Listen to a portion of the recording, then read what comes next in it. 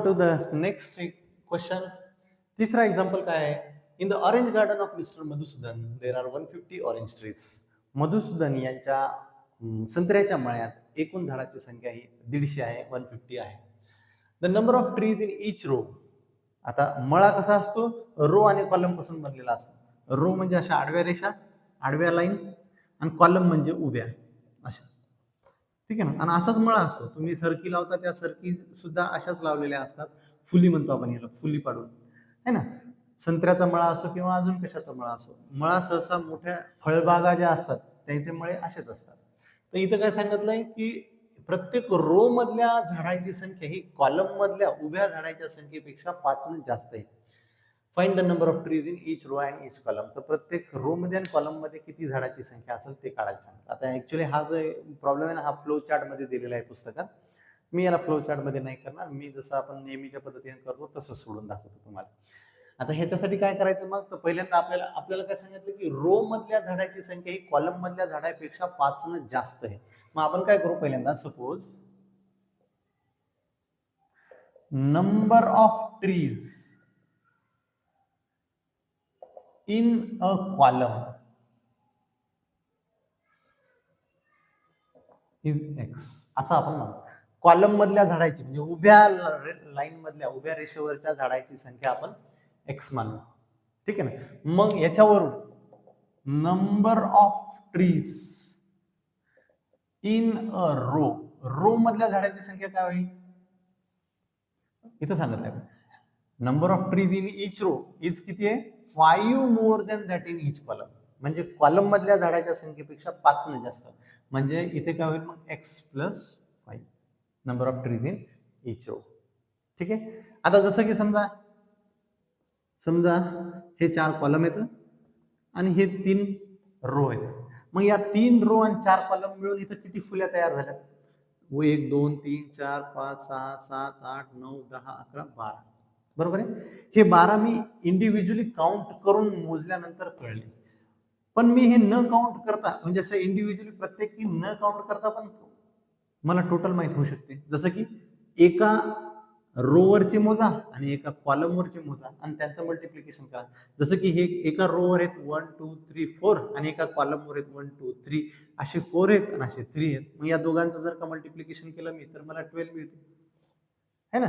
म्हणजे रो मधल्या झाडाची संख्या आणि एका रो मधल्या झाडाची संख्या आणि एका कॉलम मधल्या झाडाची संख्या हे जर का मी मल्टिप्लाय केलं तर मला टोटल मिळते. मग तेच लॉजिक इथं वापरायचं आपल्याला. मग from given condition, given condition वरून काय लिहितात आपल्याला? Number of rows, sorry, condition वरून काय लिहितात आपल्याला? Number of trees in a row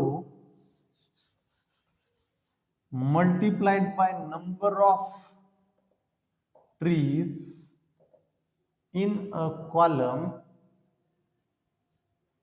is equal to total trees. है ना.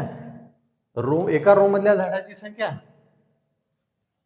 आणि एका कॉलम मधल्या झाडाची संख्या या दोघांचा गुणाकार केला की टोटल ट्रीज मिळते. Number of trees in a row किती होते? X plus 5. आणि number of trees in a column, एका कॉलम मध्ये किती होते? एक्स, है ना. इज इक्वल टू टोटल किती सांगितले? 150. मग याला सोडून घ्या. एक्स ने या ब्रॅकेटला मल्टिप्लाय करा. X into x, x square plus x into 5, 5x. हे 150 पण इकडे घेऊन येऊ. Is equal to 0. चला, स्टँडर्ड फॉर्म मधलं क्वाड्रॅटिक इक्वेशन तयार. मग याची फॅक्टरायझेशन मेथडने याला सॉल्व्ह करू आपण. लाईक -150 चे फॅक्टर्स पाडा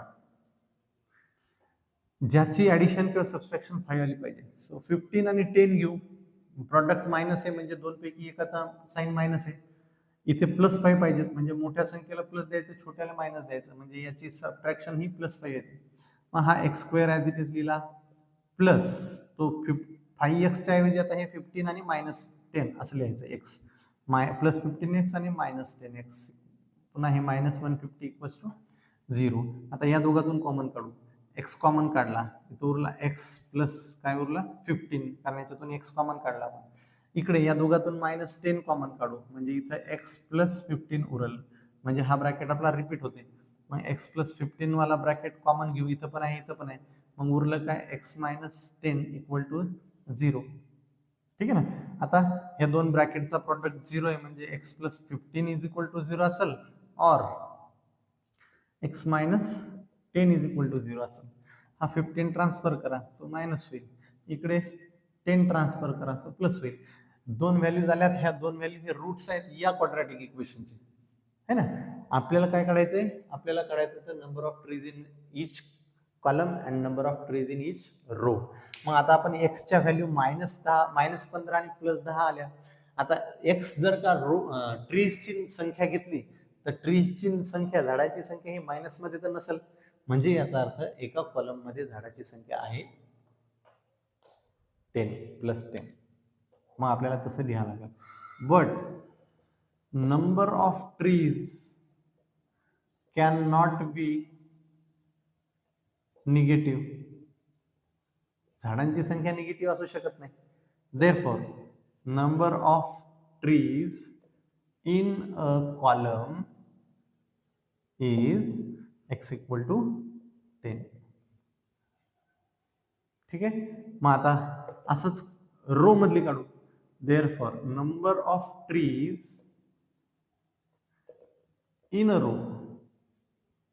रो मध्ये किती होती, x plus 5 is equal to x plus 5 म्हणजे मग हे x च्या जागेवर 10 प्लस 5 इज इक्वल टू 15. ठीक आहे. Moving on to next question number 4 काय आहे.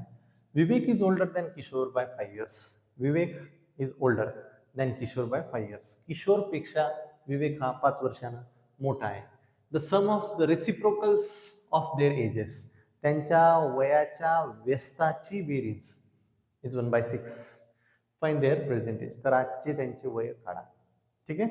मग आपण काय करू, किशोर पेक्षा विवेक मोठा आहे ना, मग किशोरचं वय काहीतरी मानू. समजा सपोज किशोर्स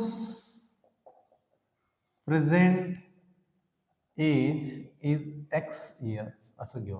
किशोरचं आजचं वय x वर्ष मानू. मग आपल्याला सांगितलं काय की विवेक हा किशोरपेक्षा 5 वर्षांना मोठा आहे. देअरफॉर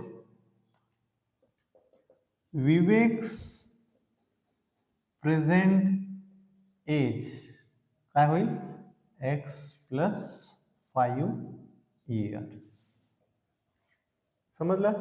जर किशोरचं आजचं वय x आहे आणि किशोरपेक्षा विवेक 5 वर्षांना मोठा आहे म्हणजे याचा अर्थ विवेकचं आजचं वय x प्लस 5 होईल. तुम्ही उलटही केलं तरी हरकत नाही. तुम्ही जर का आधी विवेकचं वय x मानलं तर किशोरचं वय x मायनस 5 होईल. ठीक आहे. आता दिलेल्या अटीनुसार फ्रॉम गिव्हन कंडिशन, कंडिशन काय सांगते, यांच्या वयाच्या रेसिप्रोकलची सम 1/6 आहे. मग याचा रेसिप्रोकल काय, x चा रेसिप्रोकल 1/x. याचा रेसिप्रोकल काय होईल 1/x प्लस 5. आणि या दोन रेसिप्रोकलची सम किती येते 1/6 असं कंडिशन मध्ये सांगितलं. मग आता ह्याला सॉल्व्ह करू, ह्याच्यावरून क्वाड्रॅटिक इक्वेशन फॉर्म करू, रूट्स फाइंड करू, म्हणजेच आपण पुढे एज फाइंड करू शकतो. याचं क्रॉस मल्टिप्लिकेशन करतो मी. x प्लस 5 इंटू 1 म्हणजे x plus 5 plus x into 1 म्हणजे x divide by x into हा bracket x plus 5 is equal to 1/6. इथे काय होते वर x प्लस x झाले 2x, तो 5 ॲज इट इज. इथे तुम्ही मल्टिप्लाय करून घेऊन नंतर ट्रान्सफर करू शकता किंवा आधी पण x into x x² plus x into 5 5x is equal to 1/6. आता हा 6 इकडे घेऊ, असं क्रॉस मल्टिप्लाय करू. 6 जर काही इकडे आला तर तो मल्टिप्लिकेशन मध्ये या ब्रॅकेट सोबत असा लिहिता येईल आणि हा x² प्लस 5x असा ट्रान्सफर केला आपण इकडे, तर x² प्लस 5x इंटू 1 ते ॲज इट इज राहील. आता या 6 न मल्टिप्लाय करू. 6 इंटू 2x साइन दोन्ही 12x आणि 6 पंच 30. इकडे हा x² plus 5x as it is. आता हे सगळे इकडे ट्रान्सफर करू किंवा हे तिकडे ट्रान्सफर करू. हे जर तिकडे ट्रान्सफर करतो म्हणलं तर इकडे 0 उरेल आणि इथे येईल x² हा प्लस 5x, हा 12x इकडे गेला तर मायनस होईल आणि हा 30 पण तिकडे गेला तर तो पण मायनस होईल. मग हेच इक्वेशन मी सरळ करून कसं लिहू शकतो, x² है ना, x² 12x मधून 5x गेले मायनस 7x आणि तो -30 इज इक्वल टू 0. हे इक्वेशन इज इक्वल टू 0 वाला मी इकडच्या बाजूने 0 घेतला आणि हे इक्वेशन मी इकडून घेतलं. फक्त इथे +5x येतं आणि हे -12x येतं, त्याच्यामुळे ह्या दोघांची सबट्रॅक्शन झाली. 7 आणि 5 12 झाले, म्हणजे 12तून 5 गेले 7 उरले आणि हा -30. आता आपल्याला पाडायचे -30 चे फॅक्टर्स, जेणेकरून त्या दोन नंबर्स, ज्या दोन फॅक्टर्स असतील त्या दोन फॅक्टरची ॲडिशन किंवा सबट्रॅक्शन 7 आली पाहिजे. मग आपण काय करू, 10 3 जा किती होतात 30, आणि 10 मधून 3 मायनस केले तर 7 येतात है ना. आणि 7चं साईन मायनस आहे म्हणजे मोठ्या संख्येचं साईन मायनस, छोटीचं plus, plus minus into plus minus झाले, आणि -10 आणि +3 चे सबट्रॅक्शन -7 येईल. बरोबर आहे. म्हणजे आपल्याला या -7x ला फोडून आता लिहिता येऊ शकते. मग ह्याच्यासाठी काय करू, x² ह्या -7x च्या ऐवजी आता मी हे घेतो -10x + 3x आणि -30 ॲज इट इज हा वाला. ठीक आहे. आता या दोघातून कॉमन, या दोघातून कॉमन काढू. याच्यातून जर का x कॉमन काढला तर इथे उरल x - 10. ह्याच्यातून +3 कॉमन काढू म्हणजे इथे पण x - 10 चा ब्रॅकेट येईल इज इक्वल टू 0. इथे x - 10 चा ब्रॅकेट दोन जागेवर आहे, इथे पण म्हणजे तो कॉमन घेऊ शकतो आपण, आणि दुसरीकडे उरेल मग x + 3 इज इक्वल टू 0. या दोन्ही ब्रॅकेटचा प्रॉडक्ट 0 आहे, म्हणजे याचा अर्थ एक तर हा ब्रॅकेट 0 आहे किंवा मग हा ब्रॅकेट 0 आहे. मग ह्याच्यातून तुम्हाला x10 ट्रान्सफर केले तर x ची व्हॅल्यू येईल +10 किंवा इकडे -3 होईल. दोन्ही व्हॅल्यू आल्या x च्या.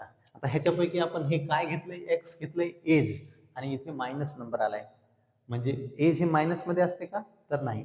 म्हणजे याचा अर्थ किशोरचं आजचं वय 10 वर्ष आहे, हे नाही. But age can not be negative.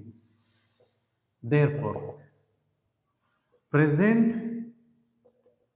Age of Kishore, किशोरचं वय घेतलं होतं आपण x, ते किती असेल 10 इयर्स, आणि प्रेझेंट